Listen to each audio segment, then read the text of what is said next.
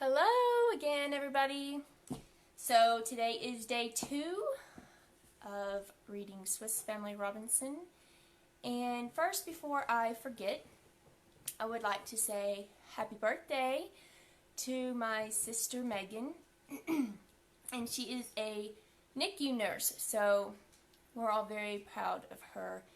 And especially during this time when she is possibly putting herself at risk during the pandemic.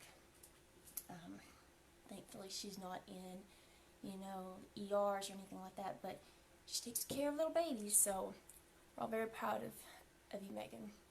Alright, so yesterday read the first part of the chapter 1 for the Swiss Family Robinson, and I just want to discuss a few things that we didn't go over yesterday before I read some more today. And I will not be posting any new activities today. The activities I'll be posting the exact same things from yesterday because it's still in the 18th chapter unabridged version of chapter 1. So,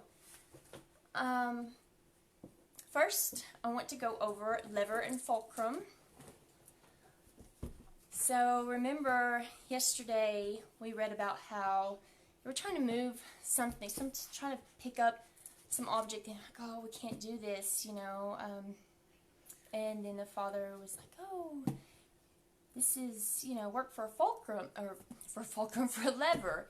And he told his sons that, we're going to talk more about this later on, give you a mechanics lesson. And so this may help you one day in your life, just something around the house, or if you're in a survival situation. So, and actually, I just read a book aloud to my kids. I think it's called Wildfire, and these kids were they were stuck in the forest, and there was a wildfire, and they were trying to get away.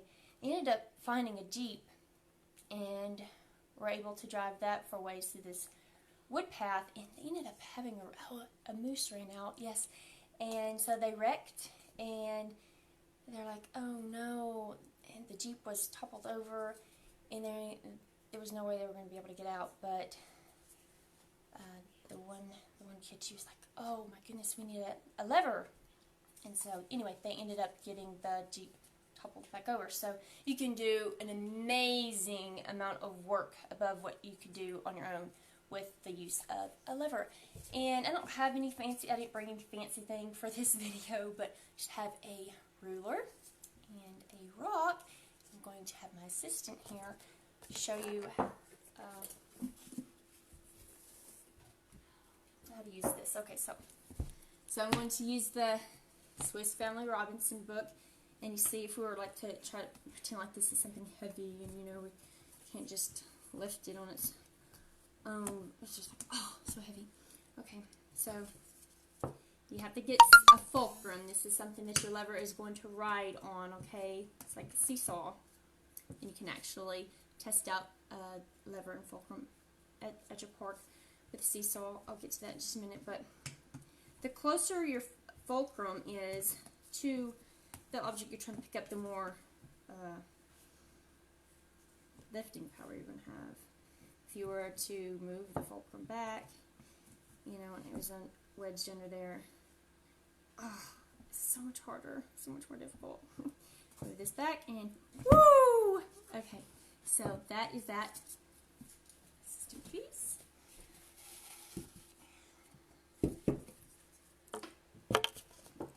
So that's simple physics. Thank you very much. So the next time you are at a park, you can test this out by yourselves. Oh, and I remember, back in the 5th and 6th grade, my friend Lindsay and I would do a lot of seesawing.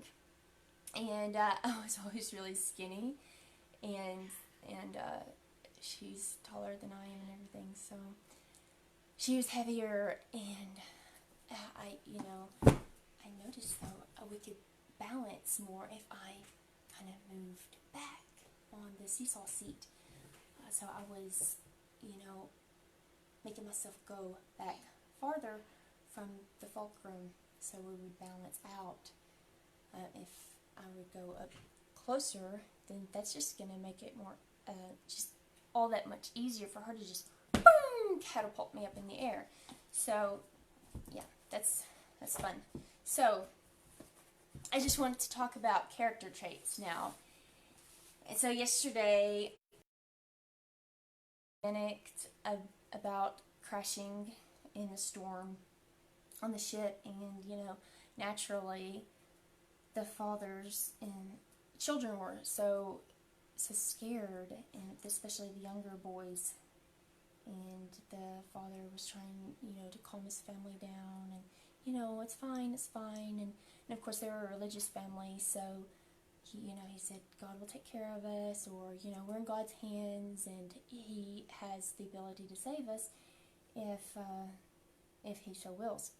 But either way, regardless, like I said, if you're religious or not, it always helps to have a positive attitude, and I am sure a lot of you have a story you could tell about someone who is really sick, and maybe a terminal illness, and they just went down so much faster because they just gave up and were very negative about it, as opposed to someone who's just just very positive, and maybe dealing with a lot, and they just don't want to stop though, and they have a lot of hope and have a will to live, and they tend to last longer and tend to better overcome their circumstances. So we all will have bad times in our lives, but a positive attitude goes a long way, and we all have the ability to choose our reaction to something. So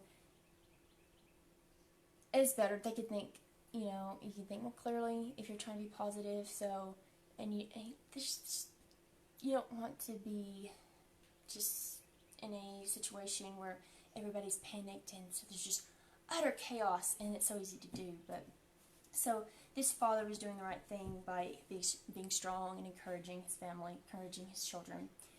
I also want to remind you that he said God will help those who help themselves.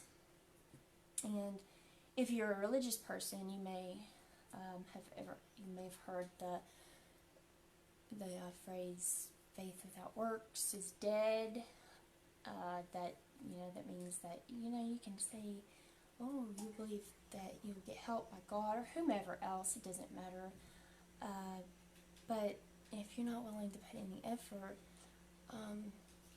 you're not going to be the person who's the helper, whether it's God or a parent or anybody else, a friend, an employee. They're going to be a lot less willing to help you if you don't want to do anything on your own, if you don't want to put any effort, if you don't show any promise, so on and so forth. People want to invest in someone who does their part, who makes an effort. So, and I think one of my favorite things about the reading yesterday was the part where they,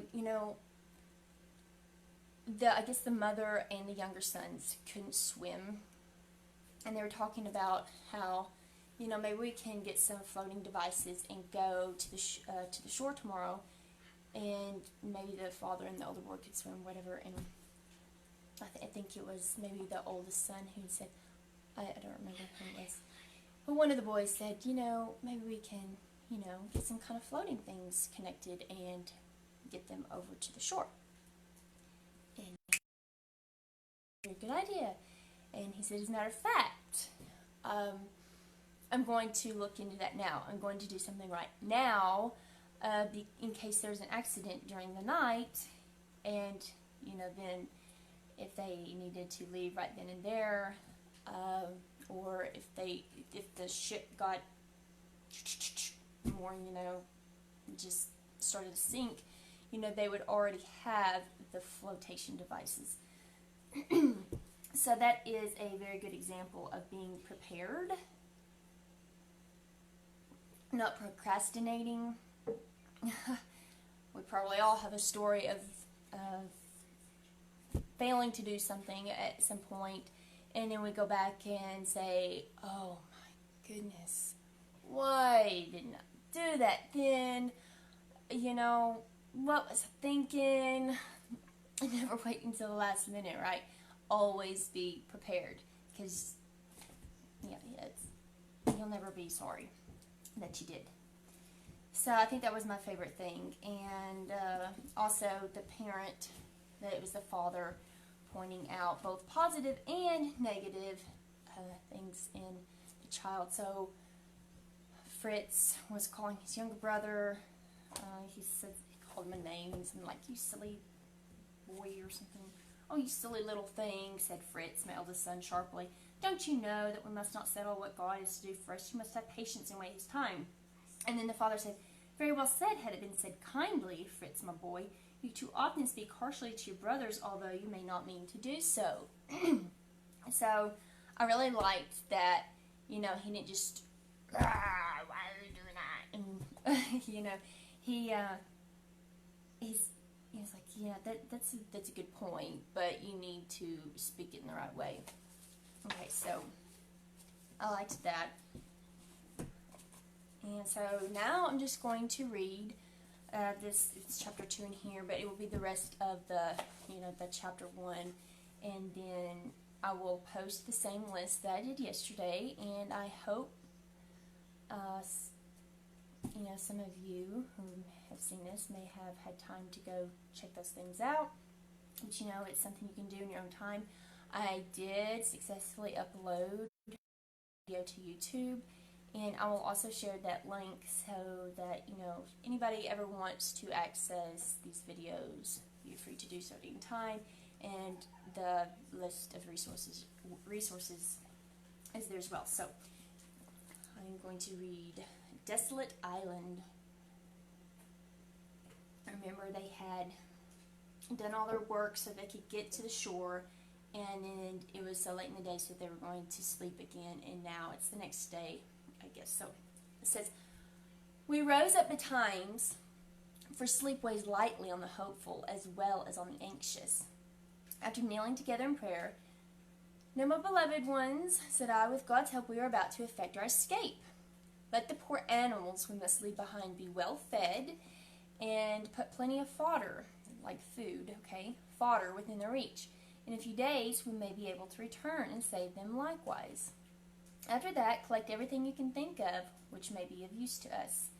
The boys joyfully obeyed me, and from the large quantity of stores they got together, I selected canvas to make a tent, a chest of carpenter's tools, guns, pistols, powder, shot, and bullets, rods and fishing tackle, an iron pot, a case of portable soup, and another of biscuits. These useful articles, of course, took the place of the ballast I had hastily thrown in the day before. With a hearty prayer for God's blessing, we now began to take our seats, each in his tub. Just then we heard the cocks begin to crow, as though to reproach us for deserting them. Why should not the fowls go with us? Exclaimed I. If we find no food for them, they can be food for us. 10 hens and a couple of cocks were accordingly placed in one of the tubs and secured with some wire netting over them. Now, for any of you children who do not understand the word cocks, we typically use the word rooster these days. So that is a male a male chicken, and a hen is a female. You may have seen nursery rhymes and such where they still say cock or peacock and a peahen. You may have heard of the animal as a peacock.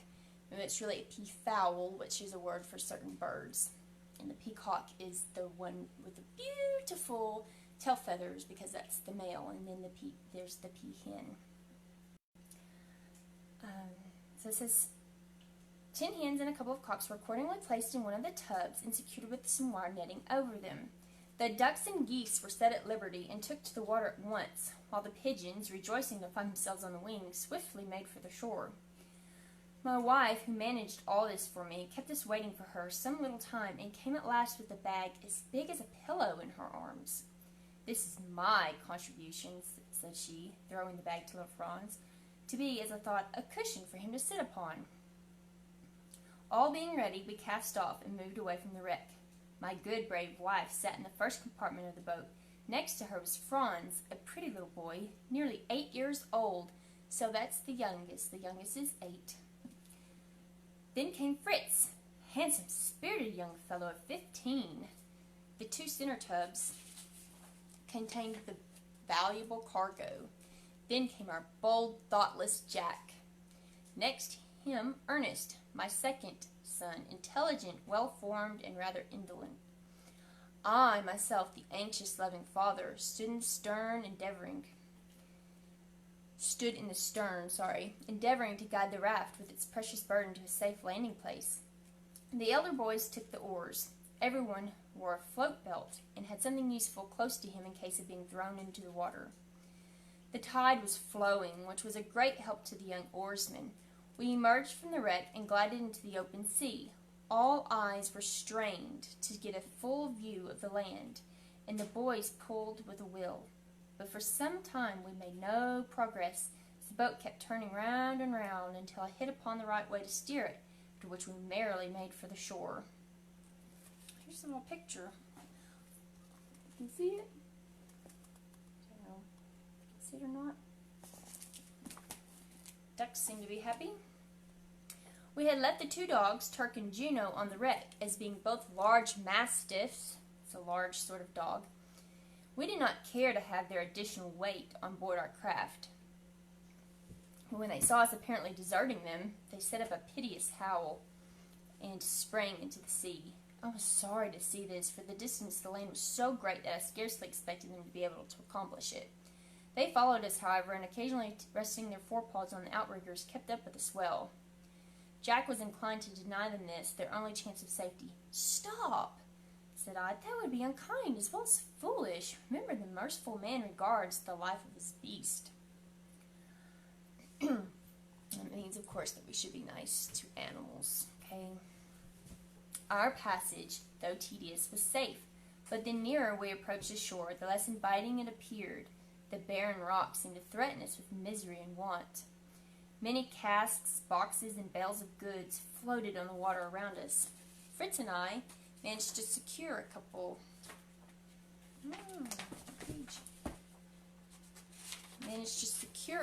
of hogsheads as to tow them alongside. With the prospect of famine before us, it was desirable to lay hold of anything likely to contain provisions. If you don't know what famine is, it is being without food and, starving. And so provisions are something that would help you, like, food. By and by, we began to perceive that between and beyond the cliffs, green grass and trees were discernible. That means they could see them. Fritz could distinguish many tall palms, and Ernest hoped they would prove to be coconut trees, and enjoyed the thoughts of drinking their refreshing milk. "I'm very sorry I never thought of bringing away the captain's telescope," said I. "Oh, look here, father," cried Jack, drawing a little spyglass joyfully out of his pocket. By means of this glass, I made out that at some distance to the left, the coast was much more inviting. A strong current, however, carried us directly toward the frowning rocks, but I presently observed an opening where a stream flowed into the sea, and saw that our geese and ducks were swimming toward this place. I steered after them into the creek, and we found ourselves in a small bay or inlet. Sorry.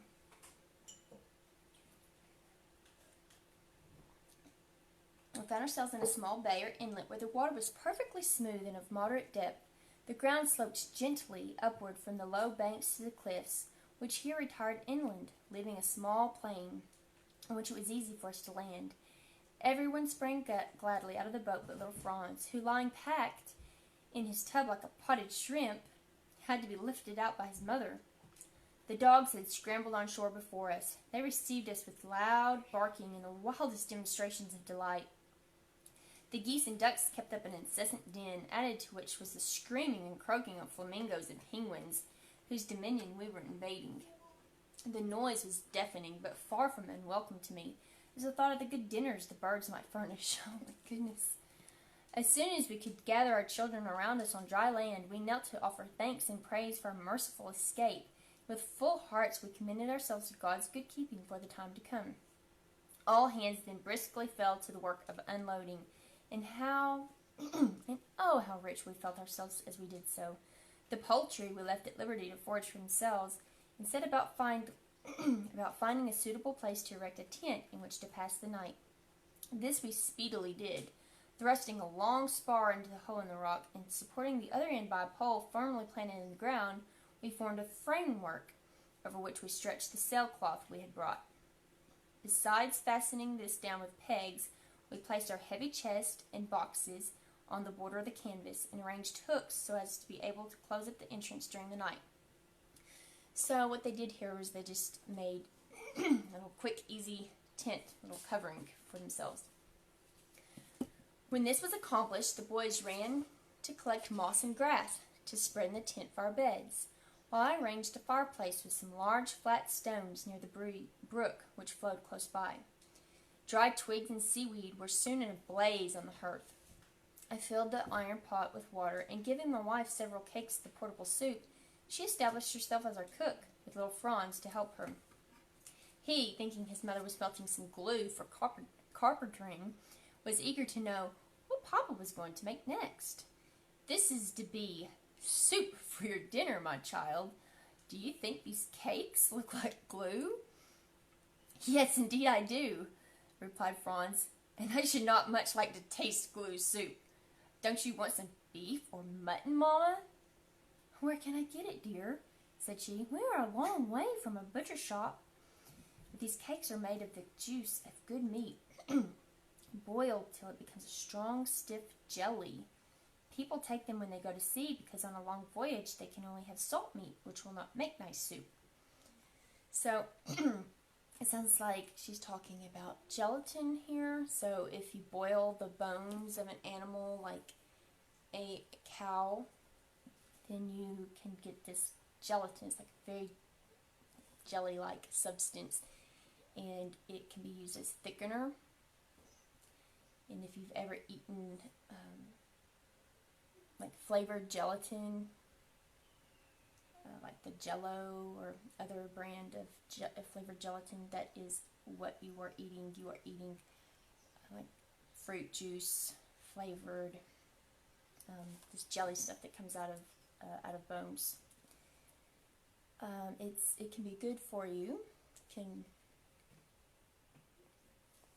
People a lot of times will take that kind of thing to help make their hair or their nails stronger. Okay, so Fritz, meanwhile, leaving a loaded gun with me, took another himself and went along the rough coast to see what lay beyond the stream. This fatiguing sort of walk not suiting Ernest's fancy, he sauntered down to the beach, and Jack scrambled among the rocks, searching for shellfish. I was anxious to land the 2 casks, which were floating alongside our boat, but on attempting to do so, I found that I could not get them up the bank on which we had landed, and was therefore obliged to look for a more convenient spot. As I did so, I was startled by hearing Jack shouting for help as though in great danger. He was at some distance, and I hurried toward him with a hatchet in my hand. The little fellow stood screaming in a deep pool, and as I approached, I saw that a huge lobster had caught his leg in its powerful claw. Goodness. Poor Jack was in a terrible fright. Kick as he would, his enemy still clung on. I waded into the water, and seizing the lobster firmly by the back, managed to make it loosen its hold, and we brought it safe to land. Jack, having speedily recovered his spirits, and anxious to take such a prize to his mother, caught the lobster in both hands, but instantly received such a severe blow from its tail that he flung it down and passionately hit the creature with a large stone. This display of temper vexed me. That means it made him upset. But poor Jack, I'm sure he was not happy with the lobster. "You are acting in a very childish way, my son," said I. "Never strike an enemy in a revengeful spirit." Once more lifting the lobster, Jack ran triumphantly toward the tent. "Mother, mother, a lobster, Ernest! Look here, Franz, mind, he'll bite you." "Where's Fritz?" All came crowding round Jack and his prize, wondering at its unusual size, and Ernest wanted his mother to make lobster soup directly by adding it to what was now boiling. She, however, begged to decline making any such experiment, and said she preferred cooking one dish at a time. Having remarked that the scene of Jack's adventure afforded a convenient place for getting my casks on shore, I returned thither and succeeded in drawing them up on the beach, where I set them on end, and for the present left them. And thither is an old word. We don't usually use it in our language anymore. It just means there. Hither is here, thither is there.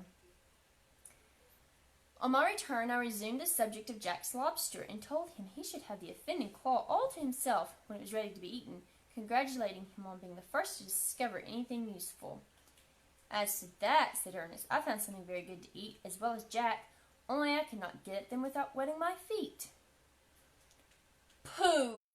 Cried Jack. I know what he saw. Nasty mussels. I saw them too. Who wants to eat trash like that? Lobster for me. I believe them to be oysters, not mussels, returned Ernest calmly. Be good enough, my philosophical young friend, to fetch a few specimens of these oysters in time for our next meal, said I. We must all exert ourselves, Ernest, for the common good, and pray never let me hear you object to wetting your feet. See how quickly the sun has dried Jack and me. I can bring some salt at the same time, said Ernest. I remarked a good deal lying in the crevices of the rocks. It tasted very pure and good, and I concluded it was produced by the evaporation of seawater in the sun. Extremely probable, learned sir, cried I, but if you had brought a bagful of this good salt instead of merely speculating so profoundly on the subject, it would have been more to the purpose. Run and fetch some directly. It proved to be salt, sure enough, although so impure that it seemed useless, till my wife dissolved and strained it, when it became fit to put in the soup. Why not use the seawater itself? Asked Jack. Because, said Ernest, it is not only salt but bitter too. Just try it. Now, said my wife, tasting the soup with the stick with which she had been stirring it, dinner is ready, but where can Fritz be? She continued a little anxiously. How are we to eat our soup when he does come? I asked. We have neither plates nor spoons, and we can scarcely lift the boiling pot to our mouths. We are in as uncomfortable position as was the fox to whom the stork served up a dinner in a jug with a long neck. Oh, for a few coconut shells, sighed Ernest. Oh, for half a dozen plates and as many silver spoons, rejoined I, smiling. Really, though, oyster shells would do, said he, after a moment's thought. True, that is an idea worth having. Off with you, my boys. Get the oysters and clean out a few shells. What though our spoons have no handles, and we do burn our fingers a little in bailing the soup out? Jack was away and up to his knees in the water in a moment, detaching the oysters. Ernest followed more leisurely, and still unwilling to wet his feet, stood by the margin of the pool and gathered in his handkerchief the oysters his brother threw him. As he thus stood, he picked up and pocketed a large mussel shell for his own use. As they returned with a good supply, we heard a shout from Fritz in the distance. We returned it joyfully. Presently appeared before us, his hands behind his back, and a look of disappointment upon his countenance. That means just his face. Unsuccessful, said he. Really? I replied. Never mind, my boy. Better luck next time. Oh, Fritz, exclaimed his brother. Sucking pig, a little sucking pig. How did you shoot it? Let us see it. Fritz then, with his sparkling eyes, exhibited his prize. I am glad to see the results of your prowess, my boy, said I, but I cannot approve of deceit, even as a joke. Stick to the truth, in jest and earnest. Fritz then told us how he had been to the other side of the stream. So different from this, he said.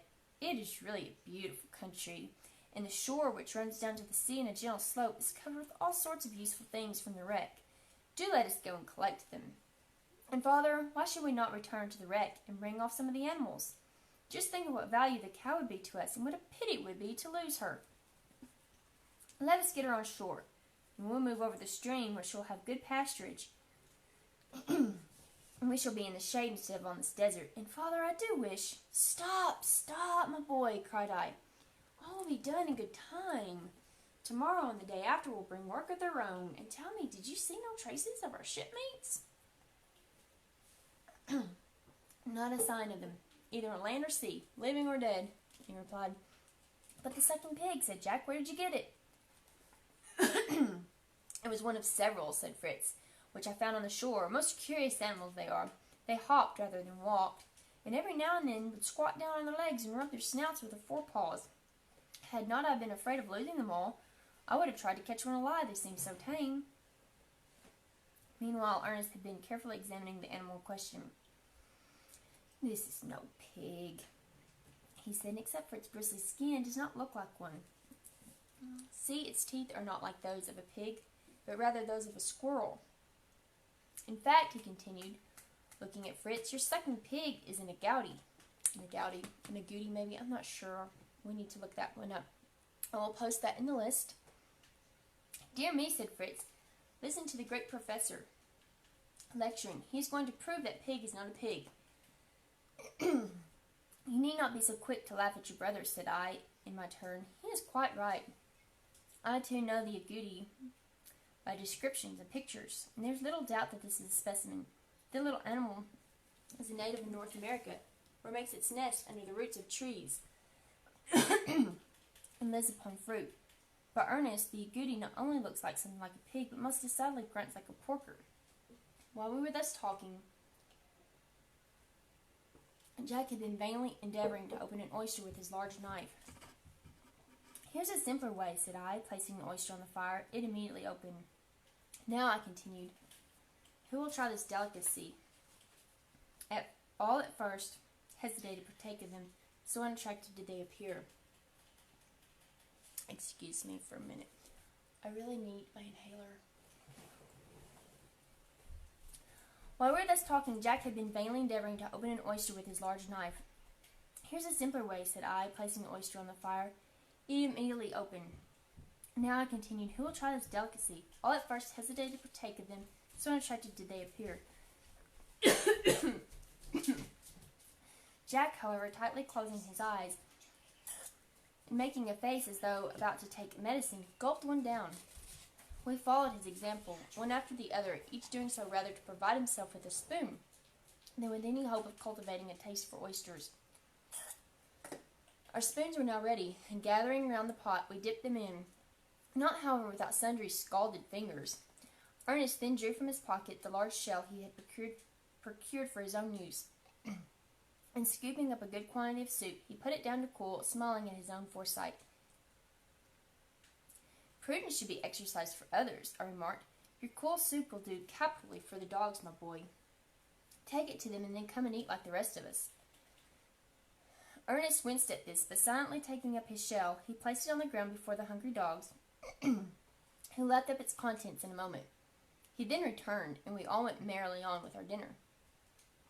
While we were thus busily employed, we suddenly discovered that our dogs, not satisfied with their mouthful of soup, had espied the agouti, and were rapidly devouring it. Poor creature. Fritz, seizing his gun, flew to rescue it from their hungry jaws, and before I could prevent him, struck one of them with such force that his gun was bent. Goodness. The poor beast ran off howling, followed by a shower of stones from Fritz, who shouted and yelled at him so fiercely that his mother was actually terrified.